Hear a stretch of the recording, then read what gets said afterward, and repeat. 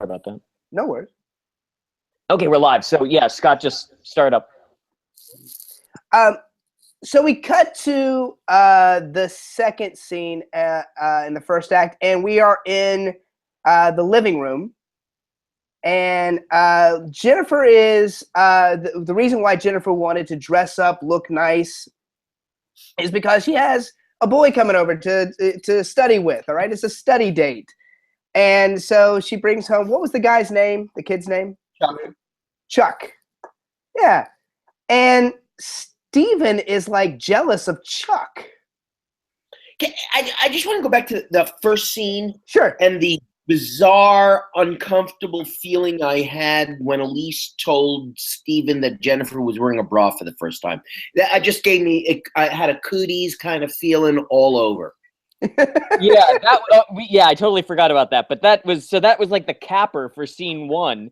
Is that Jennifer whispers something in Elise's ear, and Steven, because I don't know, he's so his fragile cisgendered hetero white maleness is so on edge.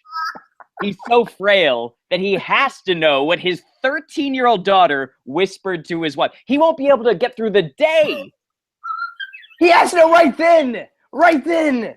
And so Elise is all I said was, I wanted just to tell Steven, can't you read the room?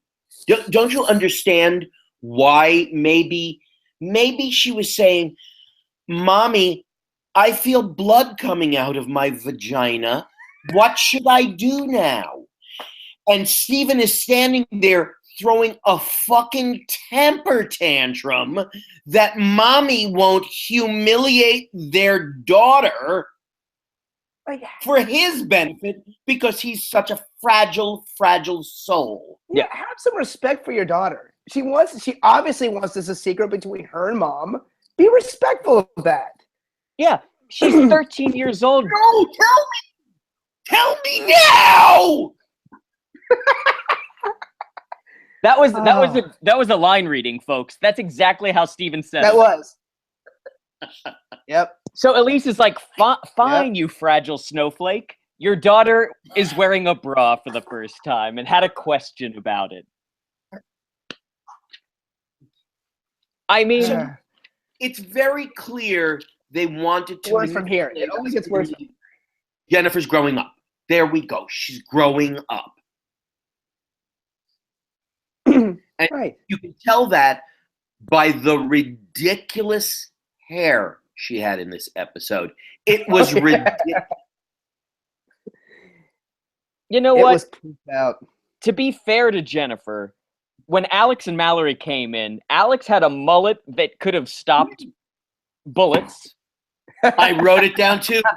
I think last week, Paul, that we said something about. We called him Mullet Alex, and it is right now at this point in the season a full-on mullet. It's starting to look like he's got the hair of Martina Navratilova at that time. Yeah. Or like in Roadhouse. I mean, she was trending. Yeah. Or in Roadhouse. Maybe Patrick Swayze. And then Mallory's hair is either crimped or permed into within an inch of its life. It is absolutely, whoever the hairdresser was this week, maybe somebody was on vacation, it was just a different hairdresser putting their own little stamp on the show. But boy, the hair was silly this week, all week long. But then Jennifer's hair is just a helmet. It's a helmet with adornments. There was like a curl and like a front bun. I've never seen like a front bun before. It was like, what is she wearing? It's like her head had a cape. Yeah. Yes. Her head solves crimes. It beats up Nazis. Yeah. Late at night while she's sleeping, it goes out. Yeah. But not everybody gets through adolescence successfully, and Tina Yothers is just in the throes of a really bad adolescence, and this hair is not helping. I'm sure they were trying to help. It just doesn't. And again, she's just not a terrible actress at all. I can see why they hired her as an actress. And sure couldn't have anticipated the awkward face. Yeah. And I think she does a fine job in this episode. She's kind of the most grounded, real thing in this episode. It almost always is, to be honest with you. She's very rarely terrible. Yeah. They write her terrible things, but she's very rarely terrible. Yeah. All right. So Steven has some joke about ping pong. Like, one thing we learned that blew my mind. This house has a basement. No, we knew that, Scott. That was the Have they episode ever referenced the basement before? We saw it. Skippy and Mallory get locked in the basement, and they end up dressing up in the chipmunk outfits. You know what? That was why I was out. Mm-hmm. See, Scott, I don't know. So which one do you feel better about? Having a child or knowing that the Keatons have a basement? It's hard. It's really... You know, Paul, I just want to ask you a question, just between the two of us. Scott, you can talk amongst yourself. Yeah, Scott, earmuffs, Scott. Right. If you, Paul, were taking like a week off, you were unavailable for a week, wouldn't you at least watch the freaking episode anyway? I mean, baby. I mean, Corey, I'll say this. I am a man of my word, and when I say I'm going to do something, I do it. And I believe the agreement was we would watch every episode and talk about it whenever we can. Corey, I think Scott can hear us. Oh, he's there? Oh, I'm sorry, Scott. Right ahead. We're right up to Clark. The Chuck, not Clark. I have my glasses on. Oh. Chuck is like a Billy Zabka kid. He's like a cute little blonde kid. He is. He's a cute little blonde kid. Wasn't terrible either. He was very cool with Steven. He was like, hey, if your dad doesn't want us to go upstairs, okay, it's no big deal. Yeah, and so after Steven, as we know, with his relationship with Nick, Steven is an asshole to his daughter's boyfriends. And so when Chuck is like, oh, Jennifer, we don't have to go upstairs. We can do whatever your dad wants to do. So that way he does with his hang-ups, he says, or whatever. And and so Steven's like, oh, only 2 people can play ping pong, so Chuck, go home. And then we don't even see what happens. No, he turns Chuck around and shoves him out the door. Yeah. And that's the end of the scene. And then we go to the next scene back in the kitchen where there's no talking about what just happened. Like Jennifer is never upset, like verbally upset with him about ruining her study date. Right. She was crushing on this boy a scene ago in front of her when they had the chance to go upstairs to her room. He shoves the kid out the door and we don't even discuss it like, hey, Dad, you just fucked up my life, which is what a 13-year-old girl would be thinking at that moment. Yeah, absolutely. This episode, it feels like Gary David Goldberg airing grievances in his own house. Like, I know Gary David Goldberg was a parent, but sometimes I get the impression on this show, and I don't mean this in in any kind of seriously don't mean it in a judging kind of way, but I get the impression sometimes that a lot of the writers here in 1984 were gay and don't have children. Why do you say that? Because there are things that happen that don't fit. This show is just, tonight's episode is so rife with stuff that just doesn't ring true. Stuff like you know, the daughter would be angry at the father for shoving her date out the front door that she was crushing onto him 5 minutes ago. We don't ever hear the discussion about what you just did to me. That kid had the right not to talk to her father for a couple of days. Yes, this would be traumatizing for a 13-year-old girl. Mm-hmm. I don't know if the gay thing necessarily. I feel like this show feels like it's written by just a bunch of like 45-year-old white married guys. I was going to say, if not gay, then maybe childless or have already forgotten what they're old enough that they've forgotten what happened with their children at a younger age. And they don't even care. Right. They don't care. It's like, hey, do you remember what it was like when you were 15? I like the Rolling Stones. That'll cover it. And it's like, oh no, there was a bunch of other stuff going on besides just what music you enjoyed. It's true. They make the simplest choices sometimes and just go with it and don't think twice about it.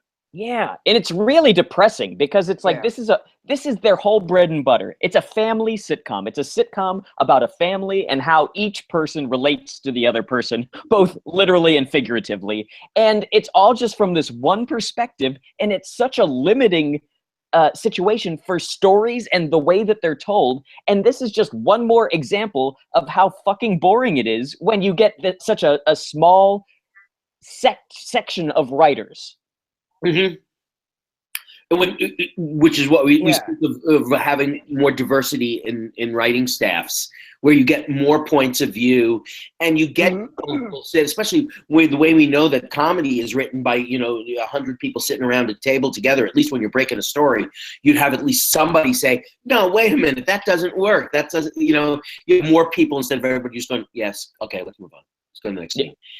We move on to this scene, and this next scene in the kitchen is ridiculous. I wrote the words down, "I miss you." Does Steven say that to her, actually say that to Jen?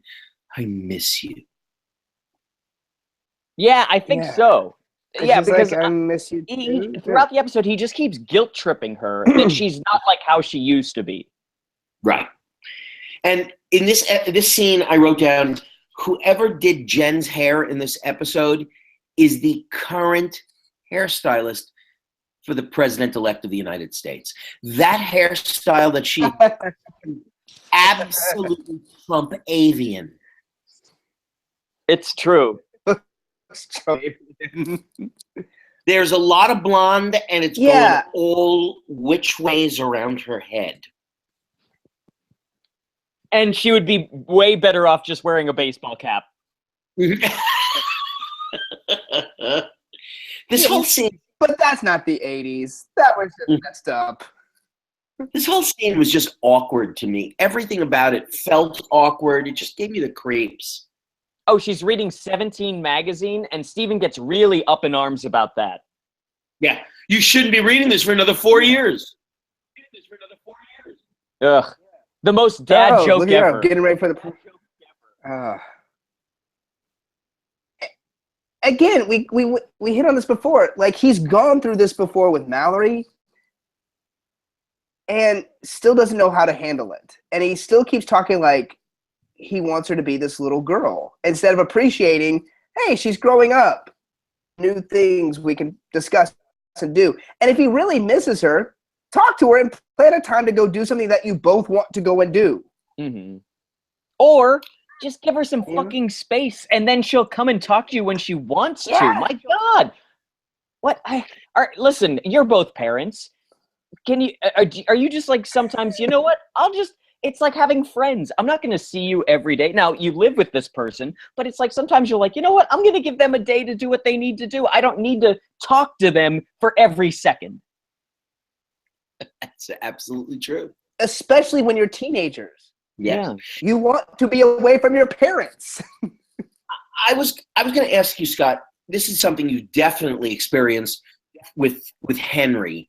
You and Kerry saying, "Oh, we're really going to miss this phase," when the phase is just about over of child rearing, when they've grown to one thing. And then you get into the next phase and you think, "Oh no, I like this phase just as much as I like every phase is just fine. It's all fine." Yes. Yeah, you missed it in the past, but the next one's pretty cool too. So, and that happens forever if you let it happen forever. If you start to be resistant to it, then you're an asshole and you don't understand the natural process of growing up and time and things evolving. Exactly. Yeah, we were actually just looking at, like, Carrie had on her phone like pictures of Henry when he was like 1 and 2. We're like, remember how little was it? But then I was thinking, man, it's so great now. He's almost 4. He can talk. He has a personality. He's funny. Like all that. Yeah. And there's going to be another phase. So, yeah. It changes, and it's always good. The next one's just as good as the one before it, and you just start to learn, oh, okay, that's fine. It's all good.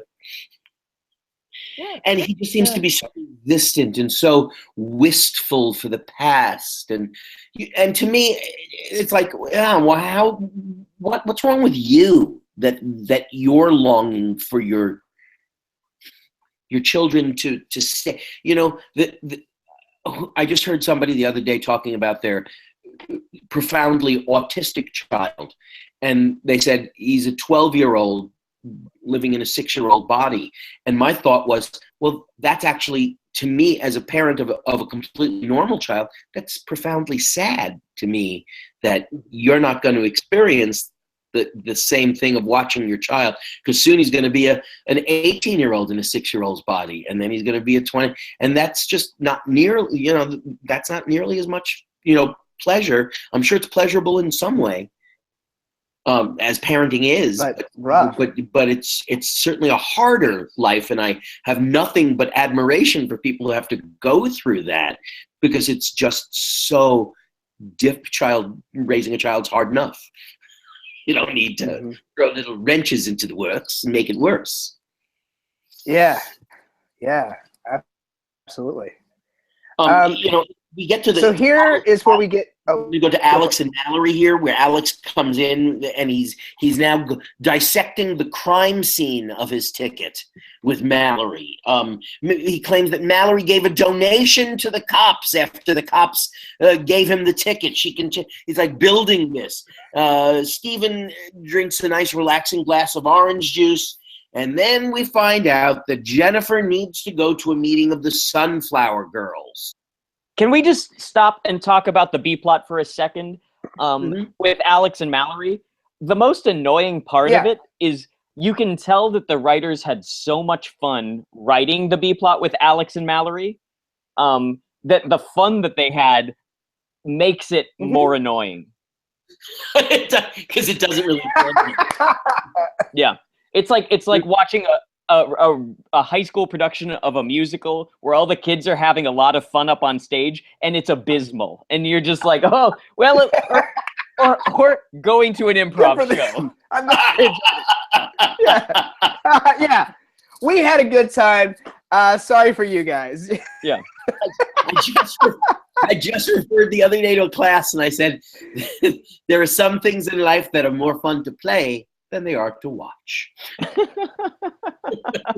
I'm sorry to say that a lot of the improv world is more fun to do than it is to actually go and be an audience member and watch. It's true. It takes skilled people who have been doing it for a long time to have as much fun as the audience. Absolutely. It's a very difficult, it's a game of failure. A lot of people can do it, but not many can do it well. Yeah. Yep. Yeah, and every time, we should note, every time in this episode where the B plot ends, it always ends with Mallory, like I said, Alex going after chase her down, and like Sylvester and Tweety Bird. Yeah. Roadrunner. Yeah, it is. It is very Looney Tunes. Roadrunner and Wile E. Coyote. Yeah. And it starts with, like, you know, Mallory, like, taking a few steps back. Something, yeah.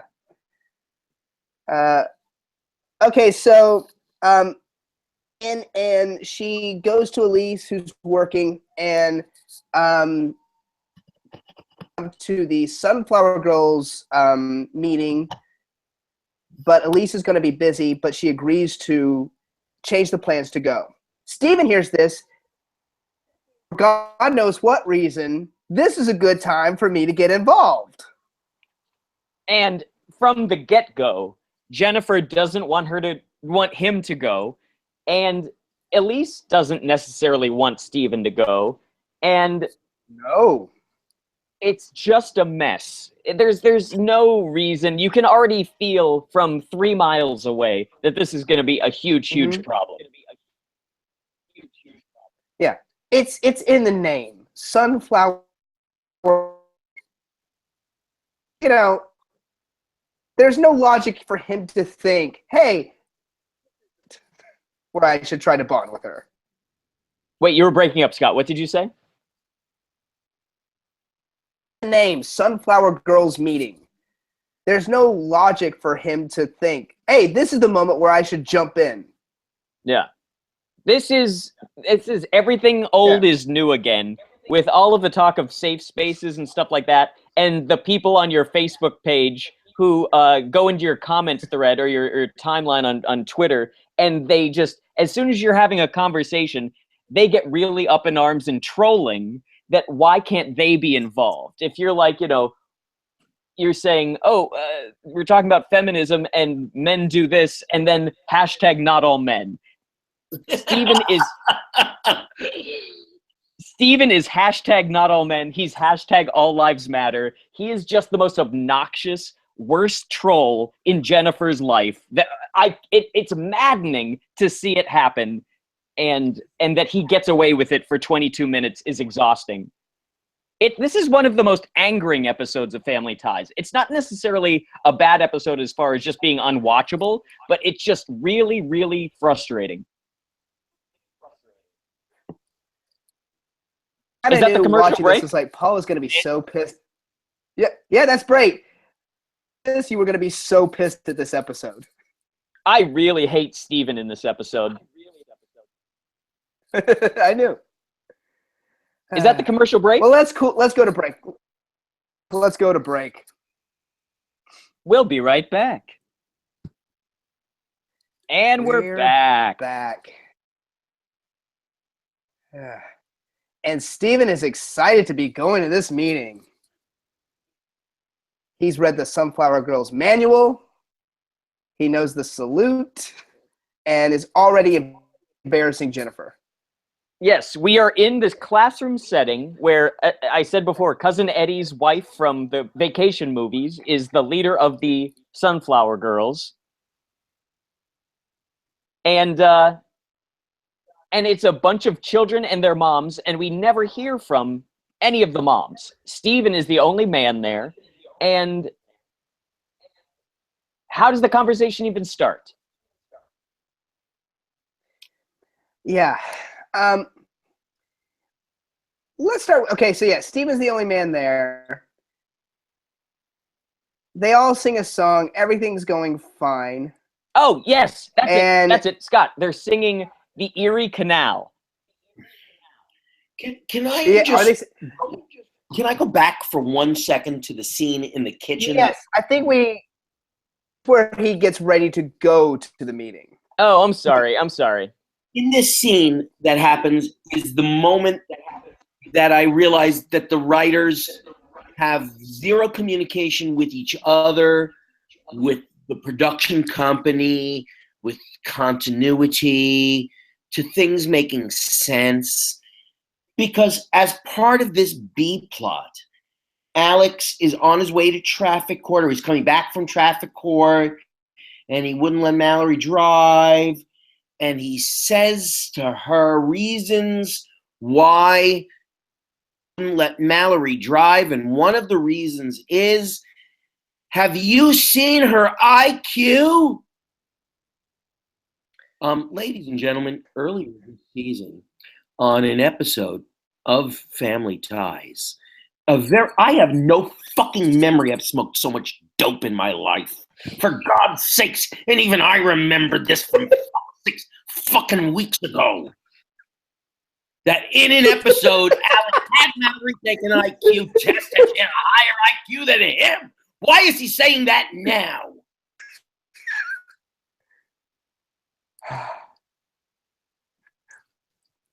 Well said. Well stated, Corey. Corey, I'm absolutely right. Yeah, there's nothing to say. You have laid down a case that is so airtight. There's nothing to say. This show is written by the mediocre white men that Steven represents.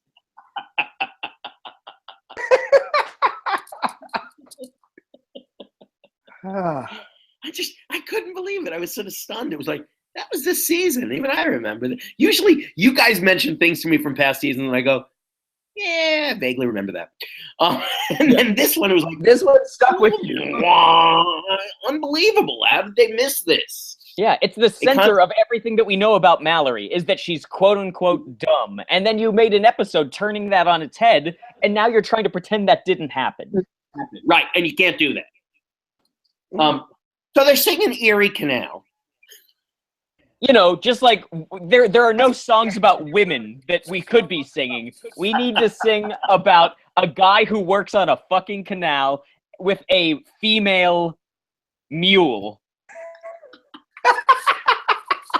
Like, speaking of the Stones, it's I Won't Be Your Beast of Burden. That's what this is, a song.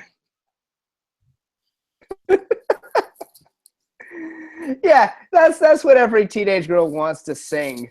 Yeah. You know? But yeah, in this classroom scene, let's unpack this, all right? So they're all having so they sing the song, they welcome Stephen. Jennifer already wants to leave. She's ready to go. I've been here 3 minutes, and he's so excited to be there. And then his wife says, okay, talk about and Stephen clams up. Like, all of a sudden, he's awkward, he's uncomfortable. And it just seems like what was he expecting? Well, the thing is, these girls are really young. The Right. ones that are in this group, the actors that they're using, are visibly young. And so to be talking about sex, now obviously all of their moms are there, so I mean that makes it something, but it's a little weird how young they look to be talking about sex. I don't know, whatever, do what you want. But if we're going to start down this road of this conversation that they have and what happens in this scene, I feel like we should name everything that's a problem quickly and effectively. And the first problem is these girls seem too young to be talking about sex. They look like they're 9 years old, which is, to me, a little young to be just like, all right, so who's done this or who thinks about that? Shelly and Alice in particular definitely seem a little on the young side. They don't seem like they're a mature 13 or 14. 14, I think, is really the age. And that's the beginning of high school. And Jennifer's clearly not in high school at this point. Right. Right. So we're talking... Oh, go ahead, Scott.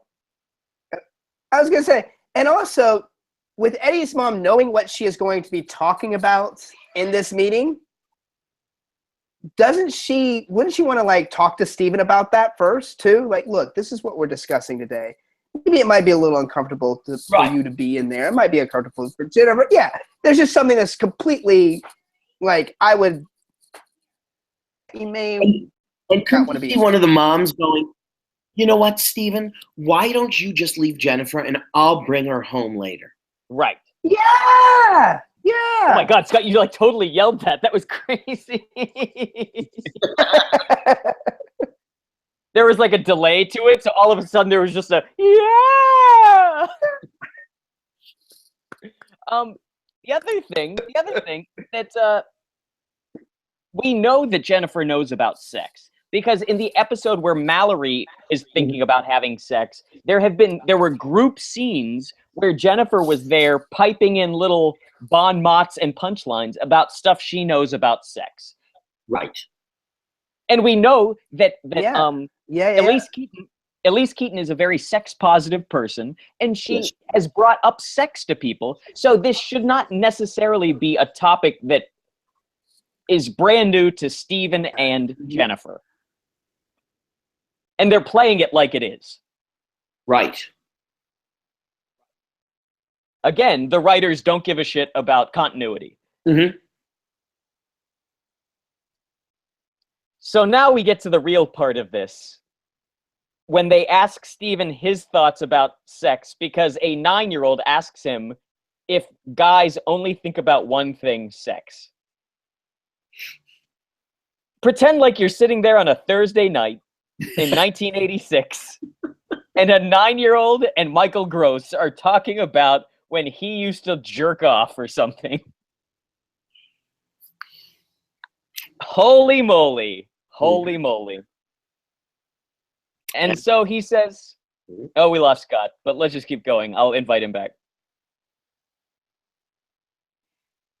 This scene has Steven saying to a 9-year-old girl, "Oh man, this girl when I was a teenager had a rockin' bod."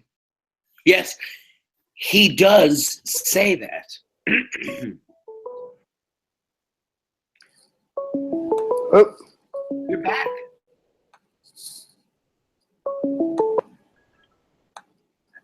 Hey guys, good? sorry. I'm That's good. right. On my internet. Paul just mentioned that Stephen says that this young girl has a rocking bod. To a 9-year-old.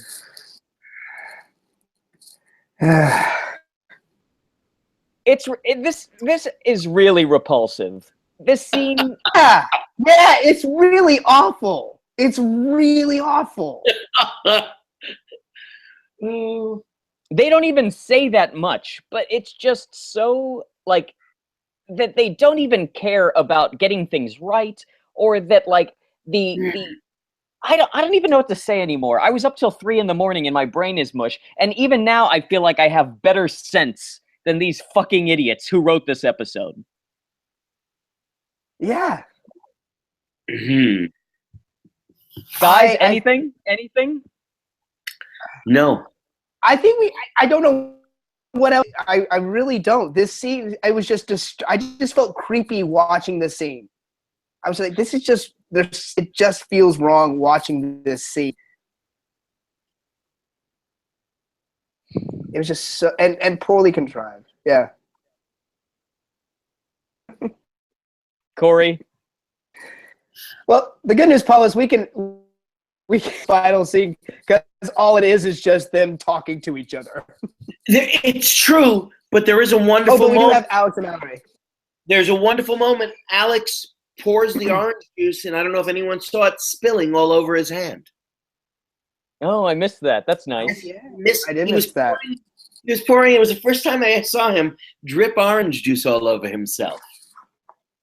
And I thought that's sort of very indicative of this entire episode. It was sort of drippy and uninteresting and too sugary sweet and disgusting in its own ways. Yeah. Oh, there's one thing that they talk about at the Sunflower Girls. The one thing they talk about at the Sunflower Girls is they say that as women, our bodies are blossoming into womanhood.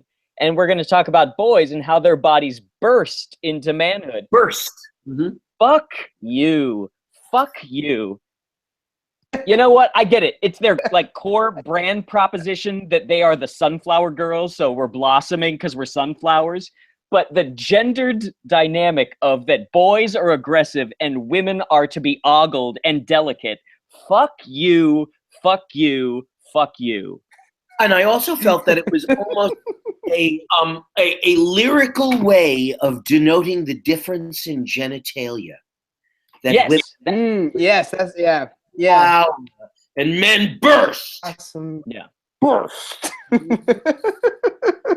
just thought, that was sort of an unnecessary image that you needed to weave on this incredibly pedophilic episode.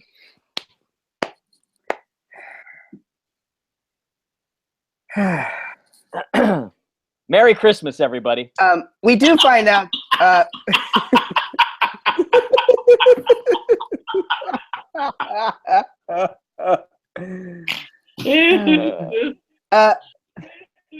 I'm sure the Virgin Mary could have used this class, this Sunflower Girls talk with her dad. Like she's sitting there like, so what if God himself took me on a date? What should I do? Should I put out on the first date? What if God puts his popcorn in his lap? God with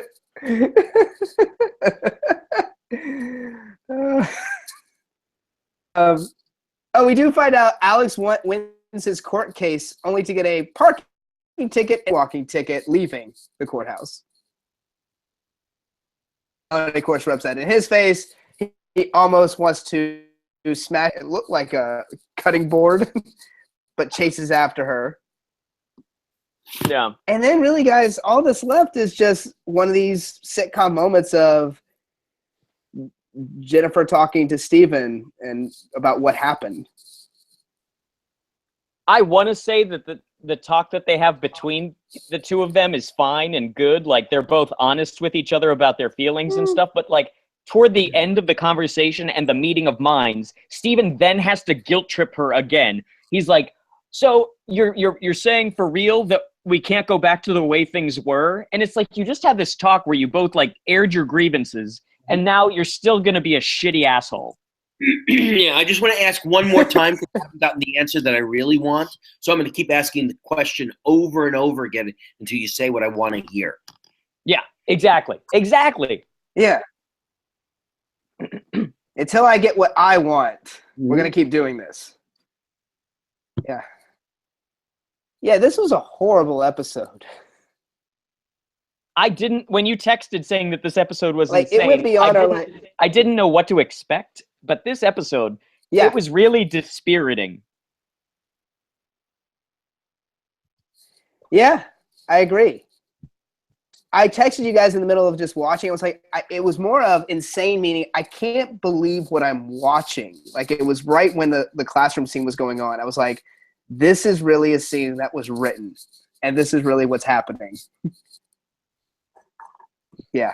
But yeah, it's really dispiriting. It doesn't stay true to any of the characters at all. It's or makes the characters worse. Yeah, it makes all Steven the characters worse. Yeah. Well, guys, Merry Christmas. Happy holidays, everybody who's listening. I hope that you enjoyed this episode, this little jaunt.